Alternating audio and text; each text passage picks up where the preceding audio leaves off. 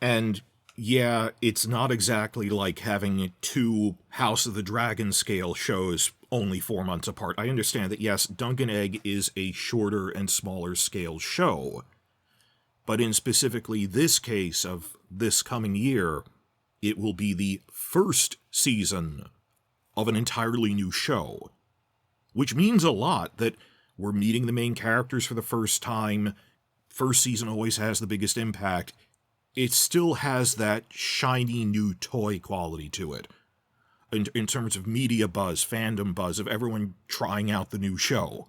And I've already seen some online saying that they wanted House of the Dragon Season 3 spaced out to fall because they were worried it might overlap with Dunk and Egg. Okay, Red Team Review said that. I strongly disagree that, if anything, House of the Dragon has already lost all momentum from Season 2.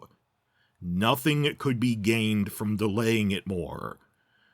But the closer to Dunk and Egg it is, well, it can ride the wave of momentum off of that shiny new first season for this new spin-off. Think of it like at a rock concert when you have an opening band before the main band takes the stage. It helps warm up the audience, build momentum. Just that at this point, given the various problems that beset Season 2, which I say was mostly due to the writer's strike and studio interference, you might argue against that, but one way or another, House of the Dragon needs that boost. That right now, oversaturation is the furthest thing from our minds. What we have to worry about now is rebuilding momentum. And looking ahead to the future, even HBO realized how damaging those 2-year gaps are, and they're going to be batch renewing new shows. I've covered this in other videos, but it's basically everyone copied what Netflix did, where they said, no, the holy algorithm is above all. You have to wait to get the streaming data from a current season before you renew it. And no, the only way to get shows of this scale out annually is if you renew 2 in a row, so you're filming the next season while the current one is airing. But because of all these problems with House of the Dragon Season 2, among other shows, the studios have finally realized after 2024, we need to batch renew things. It's just going to take time because they're filming them now to air in a year or two. But we've already seen them doing that with other shows that they have openly stated, at least for the near term, that in terms of Dunk and Egg, they promised this will come out in 3 consecutive years for at least the first 3 novellas.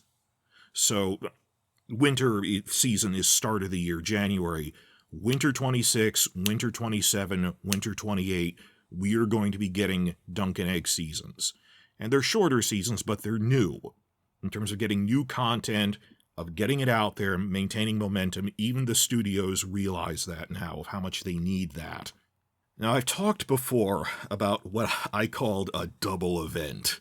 Like from Pacific Rim, they said that the monsters are coming more frequently to the point that eventually they'll double up.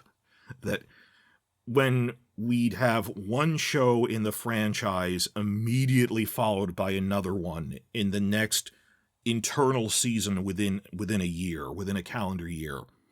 And I'm not sure if this counts because Dunk and Egg will be a winter show, then other stuff will be in spring, then House of the Dragon in summer. It's not like we're having, all right, this ends, and then immediately next Sunday, we're getting the new show. It's not exactly like that.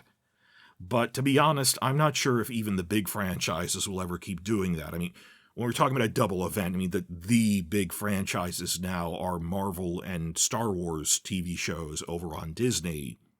And even like last month, Disney openly put out a rule saying never have more than 3 live-action shows a year. So I don't think they'll ever have them doubling up like that. There were complications due to the pandemic when they started, so some of them doubled up. We'll never go straight from winter to spring to summer. It'll be winter, some other show, then summer. I'm okay with that makes sense. Yes, there is a limit to the doubling up that we can do to maintain momentum versus this oversaturation. I think we need to oversaturate in 2026 as a one-time thing, like giving a jump to a car, restarting a car, then we space it out more. That's what I'm looking at here. But yeah, even the big dogs, even, Disney with Marvel and Star Wars says no more than 3 shows in a given year. That just, I don't know about you guys. Right now, having gone through a full year of post-season 2 House of the Dragon and just how much that hurt online audiences, viewership numbers for YouTube, and just how much activity died off after these basically 14 months at this point. Oversaturation is the furthest thing from my mind right now. But having 3 shows a year is a problem you want to have. And right now we need a boost from the shiny new A Knight of the Seven Kingdoms spin-off with only a 4-month gap between them.